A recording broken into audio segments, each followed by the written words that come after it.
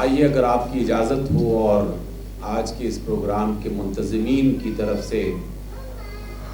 اجازت ہو تو میں جان کی امان پاتے ہوئے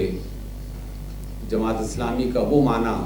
آپ کی خدمت میں پیش کرنا چاہتا ہوں کہ جو جناب رسول اللہ صلی اللہ علیہ وسلم نے سمجھایا ہے، کیونکہ ہمارا مقصد اولین تو اللہ رب العزت کو راضی کرنا ہے،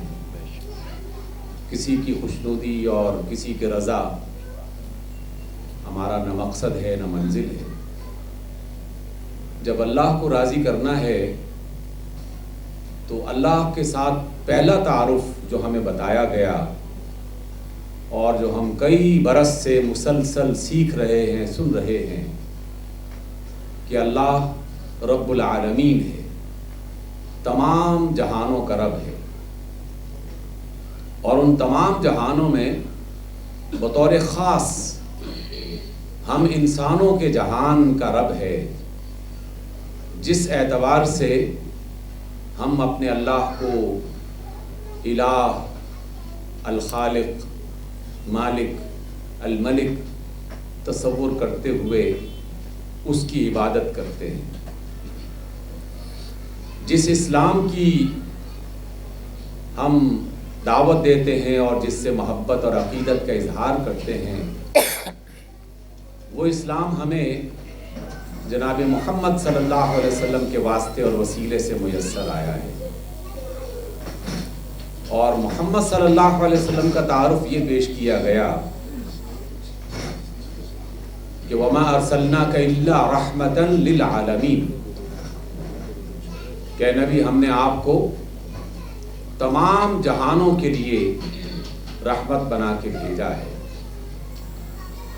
اور قرآن مجید میں اللہ رب العزت یہ فرماتے ہیں رسول اللہ صلی اللہ علیہ وسلم کو خطاب کرتے ہوئے کہ آپ تمام انسانوں کی طرف رسول بنا کے بھیجے گئے، اور رسول اللہ صلی اللہ علیہ وسلم کا فرمان گرامی ہے کہ جس شخص نے بھی اللہ کو ایک مان لیا اور محمد صلی اللہ علیہ وسلم کو نبی تسلیم کر لیا اور رسول مان لیا اور دین اسلام کو اپنے لیے دین پسند کر لیا، تو اب اسے جماعت میں شامل ہونا چاہیے، اور جماعت سے ایک بالشت بھر بھی باہر نہیں ہونا چاہیے۔ اور اس کے لیے خود رسول اللہ صلی اللہ علیہ وسلم نے الجماعہ کا لفظ استعمال کیا، جماعت کا لفظ استعمال کیا،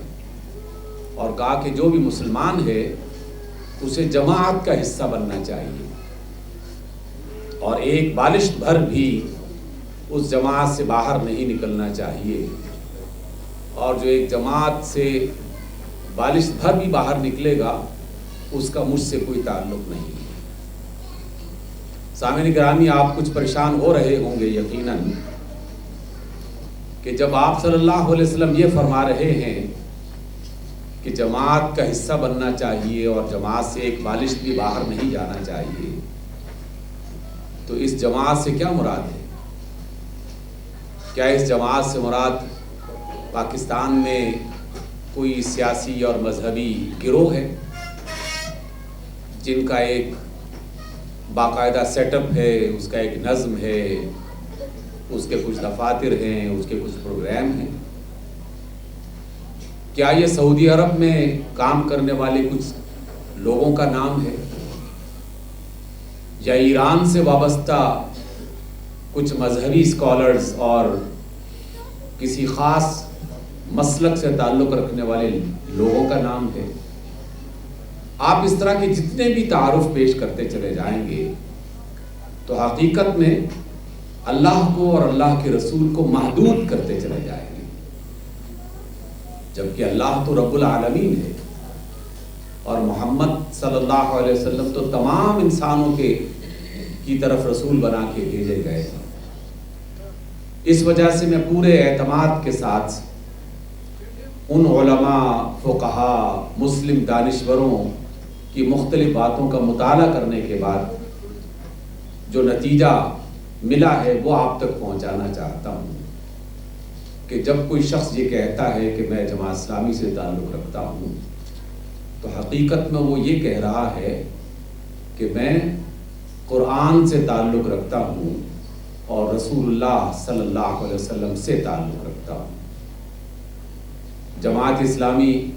اللہ سے اور اس کے رسول سے باہر کسی چیز کا نام نہیں ہے، اور جس شخص نے بھی دل و جان سے اللہ کو اپنا معبود اور الہ تسلیم کر لیا اور محمد رسول اللہ صلی اللہ علیہ وسلم کو خاتم النبیین تسلیم کر لیا، وہ جماعت اسلامی میں داخل ہو گیا۔ اس نے کوئی فارم فل کیا ہو یا نہ کیا ہو، اسے کسی خاص قسم کا لقب ملا ہو یا نہ ملا ہو، اسے کسی خاص قسم کا نشان الاٹ ہوا ہو یا نہ ہوا ہو،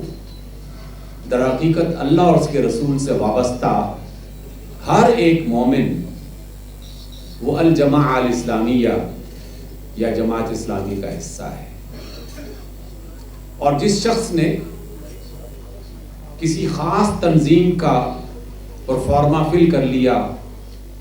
ایک نشان اسے الاٹ کر دیا گیا، ایک خاص قسم کا تعارف یا لقب اس کو مل گیا، لیکن وہ اللہ کی بات نہیں مانتا اور اس کے رسول کی بات نہیں مانتا، تو وہ جماعت سے نکل گیا، اس کا جماعت سے کوئی تعلق نہیں ہے۔ اس لیے سامعین گرامی، دنیا بھر کے تمام اہل ایمان وہ جماعت اسلامی کے افراد ہیں، وہ جماعت اسلامی کے کارکن ہیں۔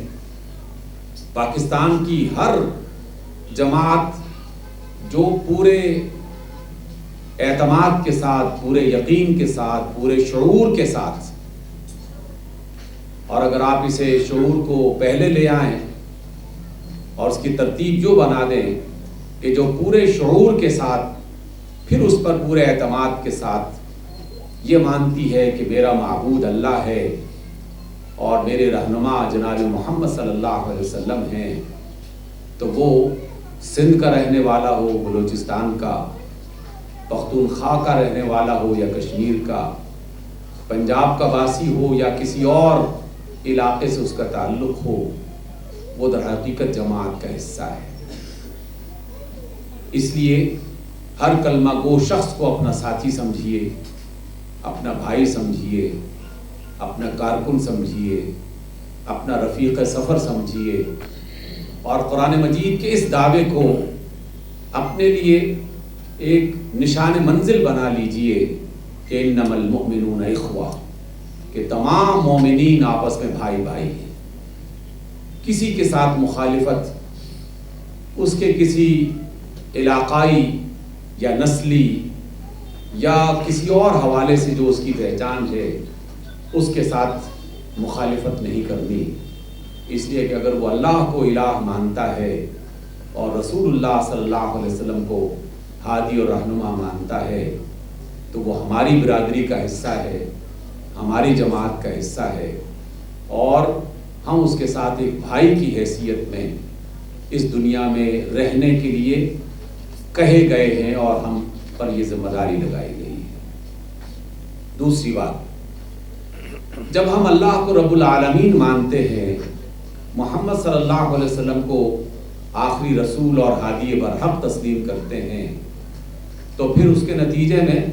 دو لفظ اور خود بخود وہ ہمارے اس نظریے اور عقیدے کا حصہ بن جاتے ہیں کہ اللہ اس کی نمائندگی قرآن کرتا ہے اور رسول آپ صلی اللہ علیہ وسلم کی نمائندگی قرآن اور آپ کی تعلیمات جسے ہم سنت کہتے ہیں وہ کرتے ہیں۔ تیسری بات، جب ہم قرآن کہتے ہیں اور سنت کہتے ہیں تو قرآن سارا کا سارا اللہ کا کلام ہے، اس میں سے کچھ اللہ کا کلام ہو اور کچھ کسی اور کا کلام ہو وہ قرآن نہیں ہو سکتا۔ وہ انجیل یوحنا ہو سکتی ہے، وہ انجیل برناباس ہو سکتی ہے، وہ انجیل متی ہو سکتی ہے، لیکن قرآن نہیں ہو سکتا، کیونکہ قرآن مجید میں الحمد کے الحمد سے لے کر اور والناس کے آخری لفظ تک ایک ایک لفظ اللہ کا ہے، اور اس کی ساری تعلیمات اللہ کی تعلیمات ہیں۔ اور محمد رسول اللہ صلی اللہ علیہ وسلم کو جب نبی اور رسول بنا کے ہمارے لیے رہنما بنا کے بھیجا گیا، تو آپ علیہ الصلوۃ والسلام کے بچپن سے لے کر آپ کے وصال تک جو آپ نے کیا، جو آپ نے فرمایا، جو آپ نے دکھایا، جو آپ نے بتایا، وہ سب کا سب سنت کا حصہ ہے۔ اس میں سے کسی ایک جز کو بھی نظر انداز نہیں کیا جا سکتا۔ جب ایسا ہے تو پھر ہم اپنی زندگی کا جائزہ لیں اور اس بات پر غور کرتے ہوئے اپنے آپ سے پوچھیں کہ کیا واقعی ہم پورے قرآن کو اللہ کی کتاب مانتے ہوئے اس پر عمل کرنے کی کوشش کر رہے ہیں یا سوچ رہے ہیں، یا پورے رسول صلی اللہ علیہ وسلم کو اول سے لے کر آخر تک اللہ کا رسول مانتے ہیں اور ان کی تعلیمات پر عمل کرنے کی کوشش کرتے ہیں؟ یہ سوال اپنے آپ سے پوچھنا ہے۔ اور سوال اگرچہ میں نے آغاز ہی میں آپ کے سامنے رکھ دیا، لیکن اب میں جو آپ کے سامنے کچھ باتیں قرآن کی اور سنت کی رکھوں گا، اس کی روشنی میں ہماری گفتگو کے اختتام پر یہ سوال آپ نے پھر اپنے آپ سے پوچھنا ہے، اور اس گفتگو کی روشنی میں پوچھنا ہے کہ ہم نے اللہ کی یہ اور یہ باتیں پڑھی ہیں اور رسول اللہ صلی اللہ علیہ وسلم کی یہ اور یہ تعلیمات سیکھی ہیں، تو کیا واقعی ہم اللہ اور اس کے رسول کی ان تمام باتوں کو تسلیم کرتے ہیں، انہیں مانتے ہیں اور اس کے مطابق زندگی بسر کرتے ہیں؟ سامعین گرامی،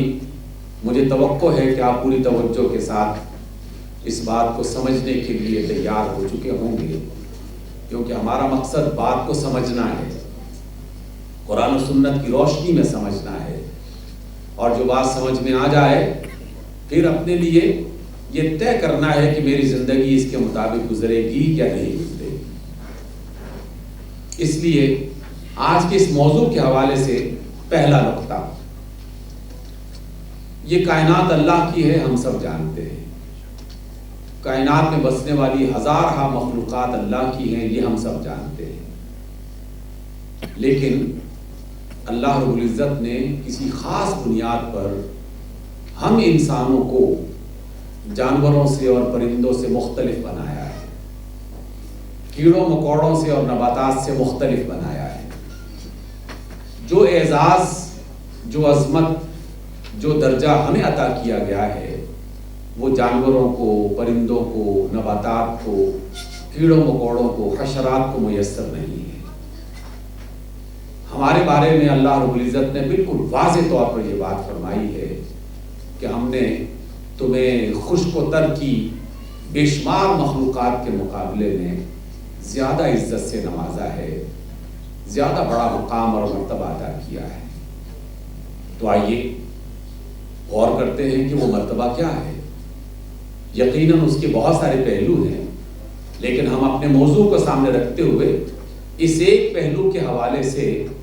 اس مرتبے کو جاننے کی کوشش کرتے ہیں جو اللہ نے خود ہمیں بتایا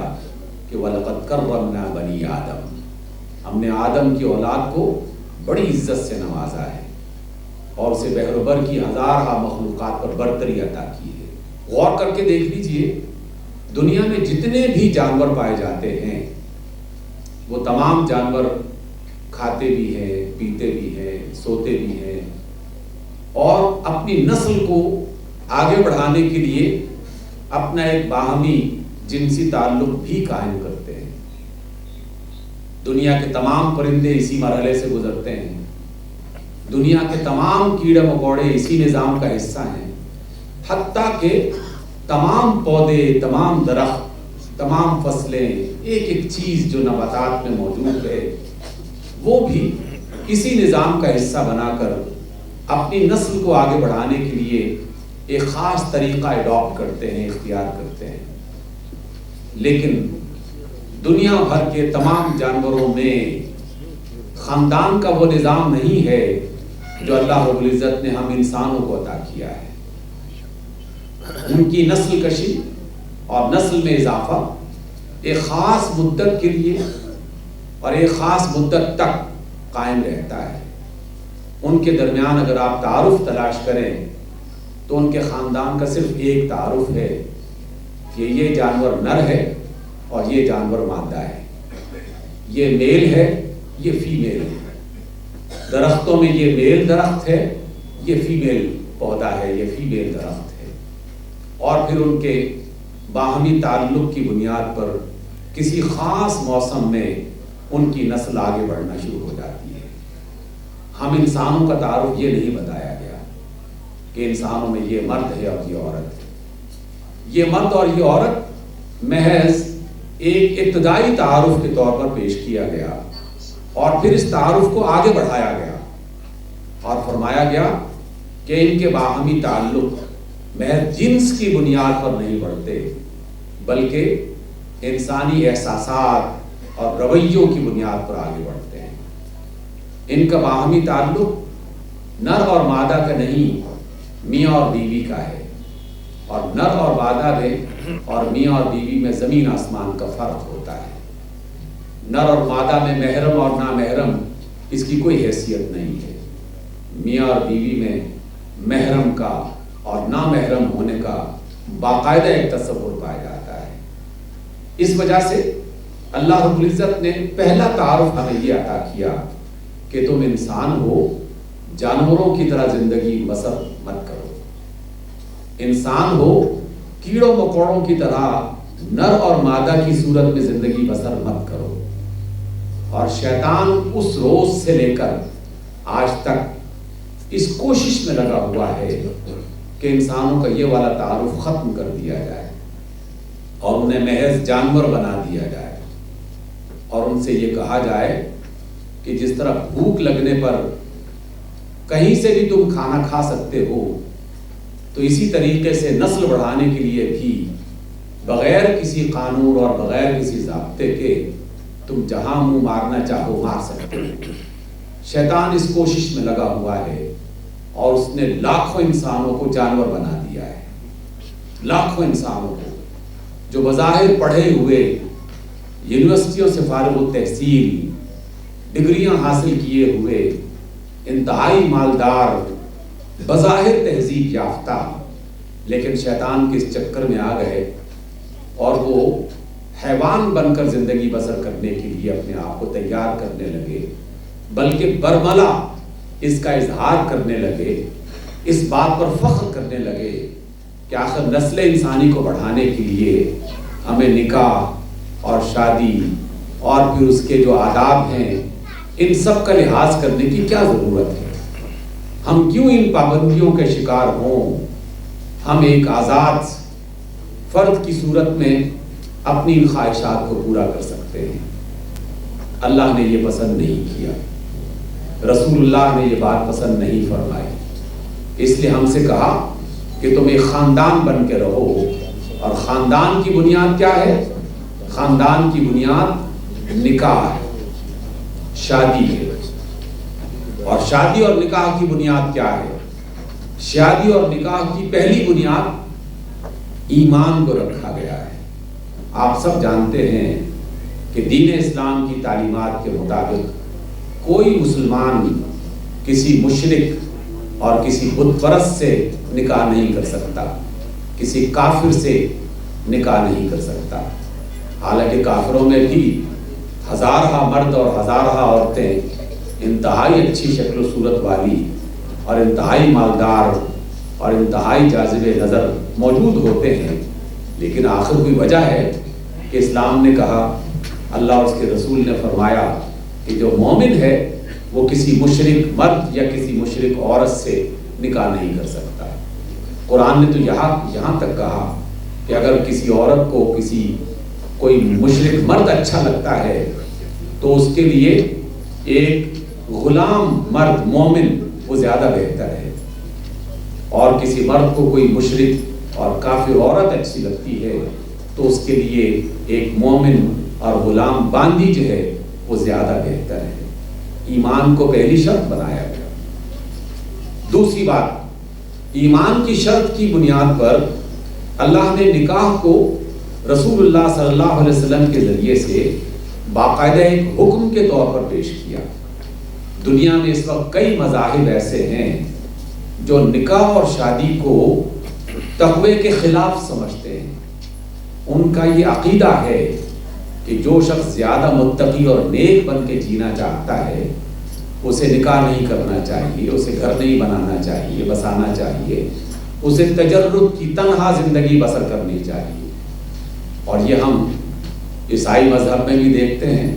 کہ ہزارہ مرد نیکی کے اس مرتبے کو حاصل کرنے کے لیے وہ اپنے آپ کو کلیسا کے حوالے کر دیتے ہیں۔ ہزارہ عورتیں ننز بن کے نیکی اور تقوی کو حاصل کرنے کے لیے اپنے آپ کو کلیسا کے حوالے کر دیتی ہیں، اور وہ یہ عقیدہ رکھتی ہیں کہ ہم نے شادی زندگی بھر نہیں کرنی، اس سے ہماری روحانی طاقت میں اضافہ ہوگا، ہم نیک ہو جائیں گے، اللہ کے مقرب ہو جائیں گے۔ جبکہ اللہ نے اور اس کے رسول نے اس کے برعکس حکم دیا۔ رسول اللہ صلی اللہ علیہ وسلم نے فرمایا النکاح من سنتی ومن رغب عن سنتی فلیس منی۔ نکاح اور شادی کرنا یہ میرا طریقہ ہے، میری سنت ہے، اور جو شخص بھی میری سنت کو چھوڑے گا اس کا مجھ سے کوئی تعلق نہیں۔ اور آپ اور ہم سب یہ جانتے ہیں کہ اللہ کی بات کو ماننا عبادت ہے، اور رسول اللہ صلی اللہ علیہ وسلم کی بات کو تسلیم کر کے اس پر عمل کرنا عبادت ہے۔ اس اعتبار سے نکاح نہ صرف عبادت ہے بلکہ تقوی کو محفوظ کرنے کا اور اللہ کی قربت حاصل کرنے کا ایک ذریعہ ہے۔ یہاں تک تو ہم سب مانتے ہیں، لیکن اب میں جو بات کہنا چاہتا ہوں اس پر ذرا توجہ کیجیے گا۔ جس بات کو اللہ نے عبادت قرار دیا، رسول اللہ صلی اللہ علیہ وسلم نے سنت قرار دے کر ہمیں اس کا حکم دیا، کیا وہ بات مشکل ہو سکتی ہے؟ اس کو تو آسان ہونا چاہیے، اور یہی بات ہمیں سمجھنی ہے خاندان کی بنیاد رکھتے ہوئے کہ اللہ نے نکاح کو اور شادی کو رسول اللہ صلی اللہ علیہ وسلم کے واسطے سے عبادت کا حصہ بنایا، دین کا حکم بنایا، شریعت کا جز بنایا، رسول اللہ کی سنت بنایا، تو پھر اسے تو آسان ہونا چاہیے۔ کیا اللہ نے اور اس کے رسول نے اس کو آسان بنایا ہے؟ غور کریں گے تو ہاں، اللہ نے اور اس کے رسول نے اس کام کو بہت آسان بنایا ہے، مشکل ہم نے بنایا ہے۔ جو صدیوں سے انسان بناتے رہے ہیں اور شیطان انہیں اس طرح کی باتیں جو ہے وہ ذہن میں ڈالتا رہتا ہے جس کی بنا پر نیکی کے راستے پر چلنا ان کے لیے مشکل ہو جائے۔ رسول اللہ صلی اللہ علیہ وسلم نے قرآن مجید کا یہ حکم دیتے ہوئے لوگوں کو سمجھایا تھا کہ اے ایمان والو، تم سب کے سب آپس میں بھائی بھائی ہو، اس لیے کسی کالے کو کسی گورے پر، کسی گورے کو کسی کالے پر، کسی عربی کو کسی عجمی پر، کسی عجمی کو کسی عربی پر کوئی فضیلت نہیں ہے۔ ہاں، فضیلت کا معیار اگر کوئی ہے تو وہ تقوی اور اچھا کردار ہے۔ اس بنا پر پوری دنیا کے سارے مومنین کو ایک برادری بنا کر انہیں ایک خاندان عطا کر دیا، اور یہ اجازت دے دی کہ تم میں سے کوئی بھی شخص کسی بھی مومن شخص سے اگر نکاح کرنا چاہے تو وہ کر سکتا ہے۔ ہندوؤں کی اور ہندوؤں کی طرح دیگر مذاہب کی اس پابندی کو اللہ اور اس کے رسول نے ختم کیا تھا، جس پابندی کی بنیاد پر خاندانوں میں برتری اور کمتری کا ایک تصور دیا گیا تھا۔ یہ برہمن ہے، یہ کھشتری ہے، یہ ویش ہے، یہ شودر ہے، یہ کمتر ہے، یہ بالتر ہے۔ یہ تصور اسلام کا تصور نہیں تھا، اللہ کے رسول نے اس کو ختم کیا، اور ہم نے اللہ کے رسول صلی اللہ علیہ وسلم کے اس حکم کی مخالفت کرتے ہوئے دوبارہ سے وہ پابندیاں لگانا شروع کر دی اور اپنے لیے اور دوسروں کے لیے مشکلات کھڑی کر دی۔ ہم نے پھر سے یہ کہنا شروع کر دیا کہ جناب، ہم تو سادات کے خاندان سے تعلق رکھتے ہیں، ہم تو آوان خاندان سے تعلق رکھتے ہیں، ہم تو عباسی خاندان سے تعلق رکھتے ہیں، ہم تو راجپوتوں کی اولاد ہیں، ہم تو عرب سے آئے ہیں، ہم تو ترکی و نسل ہیں، اور مختلف خاندانوں کا نام لے کر اپنے خاندان سے باہر کسی دوسرے خاندان کے رشتے کا انکار کرنا شروع کر دیا۔